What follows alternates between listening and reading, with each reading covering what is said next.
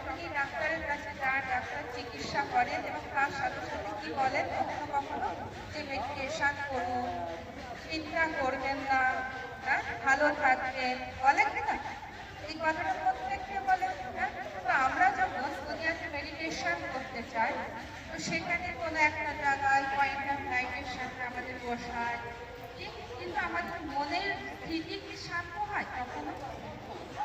হ্যাঁ, মন তো এদিক ওদিক কি হতে থাকে, যেতে আসতেই থাকে না। তো মনের কার্য চিন্তা ভাবনা করে, হ্যাঁ, তো সেটা পজিটিভও হতে পারে, সেটা নেগেটিভও হতে পারে।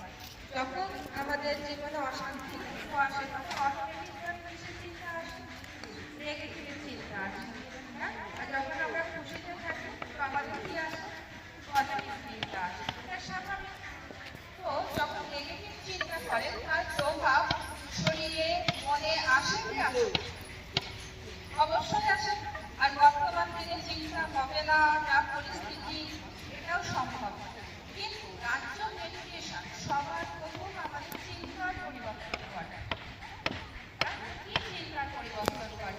যেমন স্কুলে এলে যখন একটা চ্যাপ্টার থাকে সেটার উপর আমরা পড়ি, তারপর চিন্তা ভাবনা করি। এখানেও 7 দিনের কোর্স হয়, যেখানে একাধিক কিসের উপর আমি বিচার করব, কিসের উপর চিন্তা করলে আমার মন নেগেটিভ থেকে পজিটিভের দিকে যাবে, এই যে টোটাল পদ্ধতি শেখানো হয় সেটাই রাজ্য মেডিটেশনের মাধ্যমে। কারণ এখানে শিক্ষক মহাশয় রয়েছেন, আমি এটা বলছি মেডিটেশন মানে আমাকে মেডিটেট করতে হবে, অর্থাৎ আমি একটা পয়েন্টের দিকে মন লক্ষ্য করে রেখেছি ঠিকই, কিন্তু আমার মনের মধ্যে যদি ওই দুশ্চিন্তায় চলে তো আমার মনের স্থিতি নামবে না পারবে, কিন্তু ওই সময় কি চিন্তা করলে আমার মনের স্থিতি স্থির হতে থাকবে, শান্ত হতে থাকবে, এগুলো আমরা রাজ্য মেডিটেশনে জানতে পারি। হ্যাঁ, সবাইকে বোঝাতে পেরেছি এইটুকু?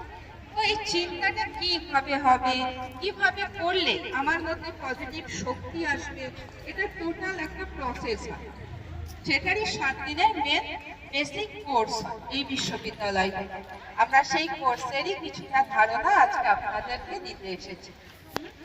তো দেখুন, আজ যখন এখানে সূর্যের তাপ আসছে না প্রত্যেকে, আচ্ছা ভাই বোনেরা তোমরা প্রত্যেকে চোখ বন্ধ করো, প্রত্যেকে চোখ বন্ধ করেন আপনারা, আর মনে মনে ভাবেন আমার মাথার ওপর সূর্য রয়েছে।